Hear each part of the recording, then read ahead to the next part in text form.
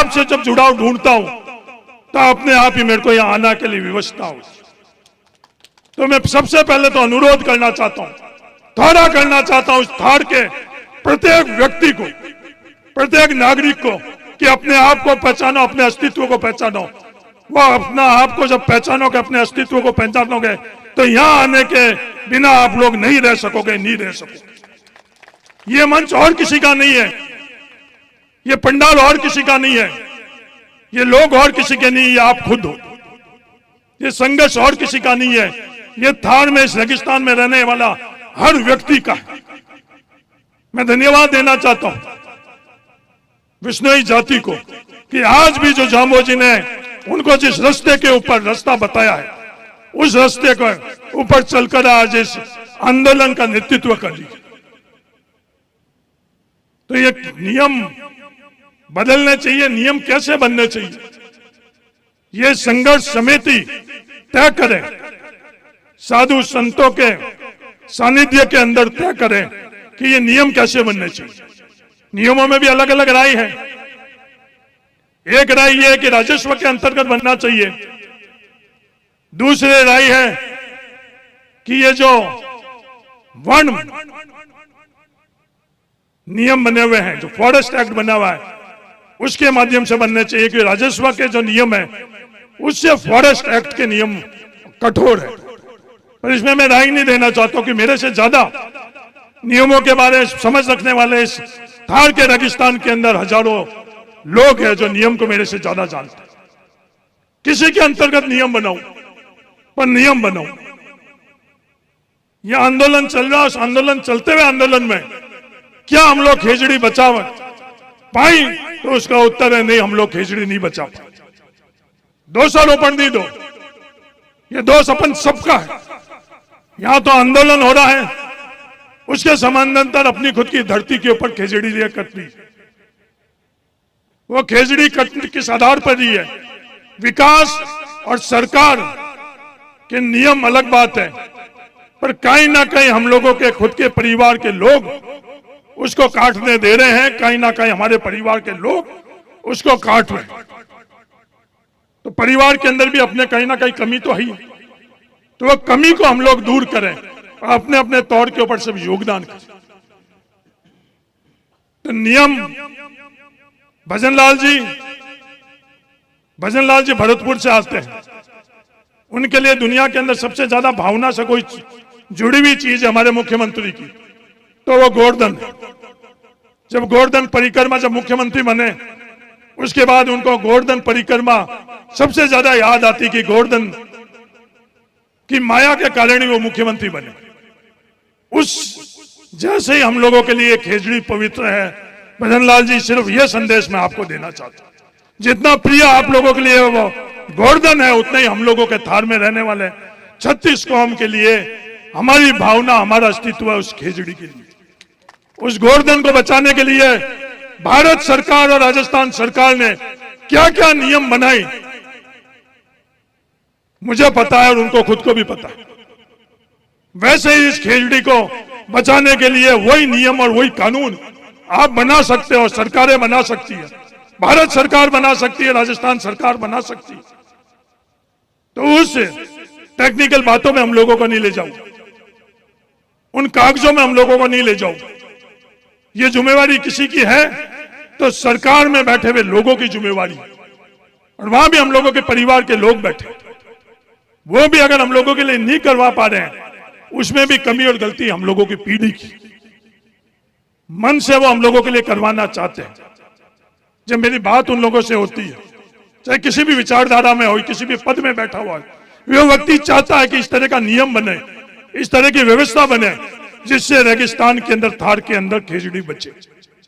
पर उन लोगों को भी आवश्यकता किसकी? उन लोगों को भी आवश्यकता इस थार में रहने वाले इंसान की, और वो आवश्यकता हम लोग हर व्यक्ति अपनी जिम्मेवारी अगर पूरी करेंगे तो वो व्यक्तियों की ताकत बढ़ेगी और सरकार झुककर नियम और कानून बनाएगी। इतना मैं आपको विश्वास के साथ कहना चाहता हूं।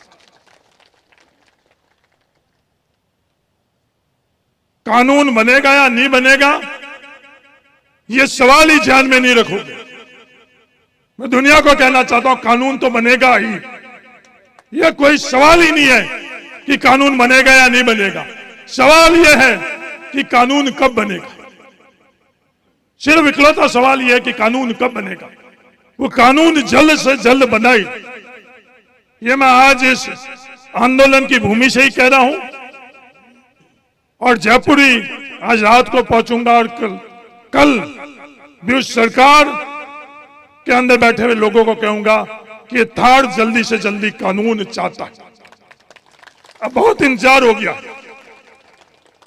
इन लोगों को आप राजनीतिक दल के माध्यम से आप नहीं जोड़। देखो, यहां कांग्रेस, बीजेपी या और कोई दल नहीं है। यहां किसी जिले के माध्यम से नहीं। देखो, ये सिर्फ अपने आप को बचाने के लिए, थार को बचाने के लिए लोग इकट्ठे हुए। तो मैं जो मेरी खुद का अस्तित्व बचाने के लिए इस आंदोलन में आया हूं, मैं इसके अलावा और किसी और मकसद से नहीं आया हूं। थार में रहने वाले प्रत्येक नागरिक को मैं यही कहना चाहता हूं, यहां से अपील करना चाहता हूं, अपने अस्तित्व को समझो और उसके बचाने के लिए जैसा भी यथासंभव आपसे बने, आप लोग अपने आप को और अपने अस्तित्व को बचाने के लिए इस खेजड़ी को बचाओ। अगर खेजड़ी नहीं रहेगी तो आप भी नहीं रहोगे। ये मैं बड़ी स्पष्ट और कठोर बात कर रहा हूं। मैं वैज्ञानिक तौर पर नहीं कह रहा हूं कि कितना टेम्परेचर बढ़ेगा। मैं ये नहीं कह रहा हूं इस भूमि में क्या होगा। मैं ये नहीं कह रहा हूं कि ये बिजली के उत्पादन के बाद ये तारे हम लोगों को क्या कह देगी। ये इलेक्ट्रोमैग्नेटिक फील्ड जो हम लोगों को थार के अंदर ये जो बनेगा, उसमें कोई नहीं बचेगा। इंसान ही नहीं, पेड़ पौधे ही नहीं, कोई भी जीव नहीं बचेगा उस इलेक्ट्रोमैग्नेटिक फील्ड जो तारों का ये जंगल बन रहा है उसमें।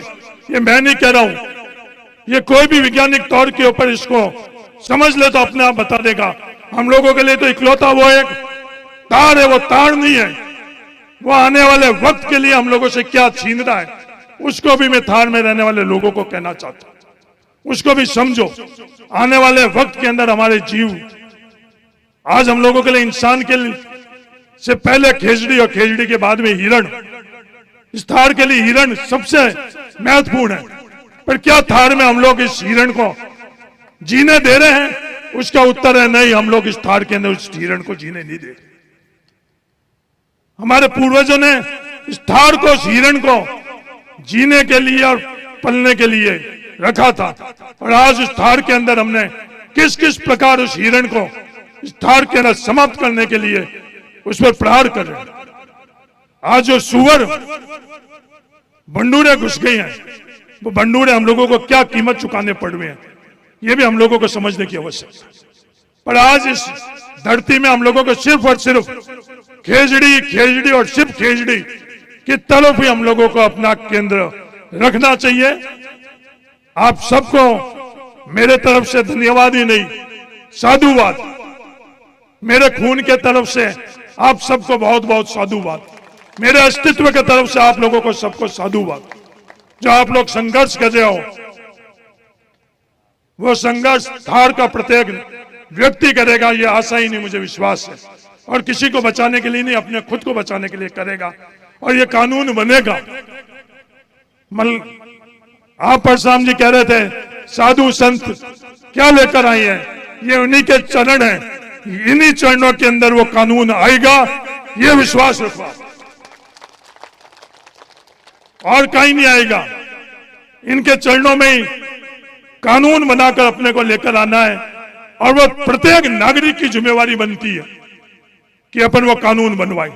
तो तय दिल से आप सब लोगों को साधुवाद, साधु संतों को भी साधुवाद की आज हम लोगों का अस्तित्व बचाने के लिए, हमारा धर्म बचाने के लिए आज इस आंदोलन का नेतृत्व कर रहे हैं। और तमाम इस आंदोलन में शामिल हर व्यक्ति का धन्यवाद। और मैं सबको कहना चाहता हूं, ये किसी राजनीतिक पार्टी का, किसी धर्म का, किसी जाति का, किसी क्षेत्र का आंदोलन नहीं है।